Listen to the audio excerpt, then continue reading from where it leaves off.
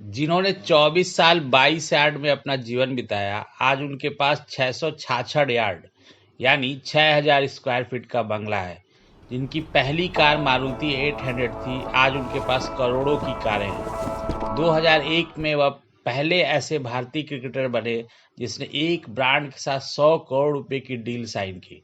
यही नहीं, आज भी वह कमाई करने के मामले में धोनी विराट से पीछे नहीं है। जी हाँ, हम बात कर रहे हैं क्रिकेट के भगवान सचिन तेंदुलकर की। तेंदुलकर आज 1250 करोड़ की नेटवर्थ के मालिक हैं।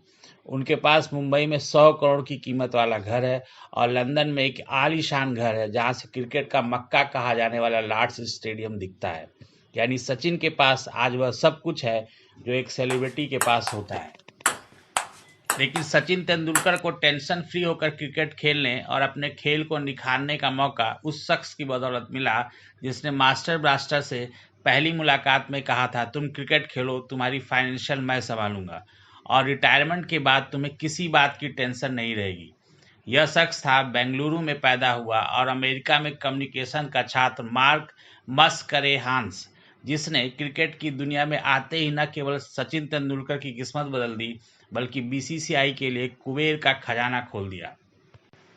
मार्क की भारतीय क्रिकेट में एंट्री 1996 में होने वाले वर्ल्ड कप से हुई, जब उसकी कंपनी ने जिंदगी का सबसे बड़ा जुआ खेला और वर्ल्ड कप के प्रसारण राइट्स के लिए $1 करोड़ की बोली लगाई और बीसीसीआई की मांग के अनुसार $25 लाख एडवांस दिए।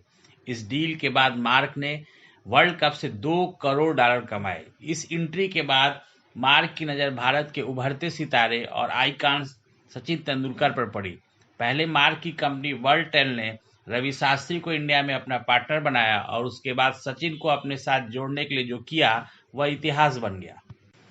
असल में यह वह दौर था जब सचिन का कैरियर 6 साल का हो चुका था और उनका पीक आना बाकी था, मगर मार्क ने भाप लिया था कि भारतीय बाजार को एक आइकॉन चाहिए जो मिडिल क्लास फैमिली से आकर अपनी मेहनत के दम पर देश का हीरो बन जाए। बस फिर क्या था, मार्क ने तेंदुलकर के साथ 5 साल के लिए $75 लाख की डील कर डाली, जो भारतीय मुद्रा में लगभग 27 करोड़ रुपए थी। जिसने भी उस वक्त इस डील के बारे में सुना उसे भरोसा ही नहीं हुआ। उस वक्त सचिन सालाना 15 से 16 लाख रुपए कमा रहे थे। ऐसे में इतनी बड़ी डील सबको भौचक्का कर गई। ये इतना पैसा था कि उस दौर में खेल रहे भारतीय क्रिकेटर्स की कुल मिलाकर जितनी कमाई थी उससे भी 3 गुना पैसा अकेले सचिन ने डील से कमा लिए थे और यहीं से सचिन तेंदुलकर एक ब्रांड बन गए और दूसरे भारतीय क्रिकेटर्स और बीसीसीआई की कमाई का रास्ता खुल गया। इसी के बाद सचिन ने मार्क की कंपनी वर्ल्डटेल के साथ फेमस 100 करोड़ की डील की, जो भारतीय इतिहास की पहली ऐसी डील थी जो किसी खिलाड़ी ने की थी। फिर आगे जो हुआ वह इतिहास है, लेकिन मार्क की जिंदगी 2002 में एक कार एक्सीडेंट में थम गई, जो सचिन के लिए भी एक बड़ा झटका साबित हुई। सचिन के लिए मार्क उनके परिवार के सदस्य जैसे थे और इसीलिए शायद जब वह रिटायर हुए तो उन्होंने अपने क्रिकेट कैरियर के लिए जिन 20 लोगों को धन्यवाद दिया उनमें मार्क का नाम भी शामिल था। अगर आपको हमारा वीडियो पसंद आया हो तो इसे शेयर करें, लाइक करें, सब्सक्राइब करें। देखते रहिए इंडिया अड्डा।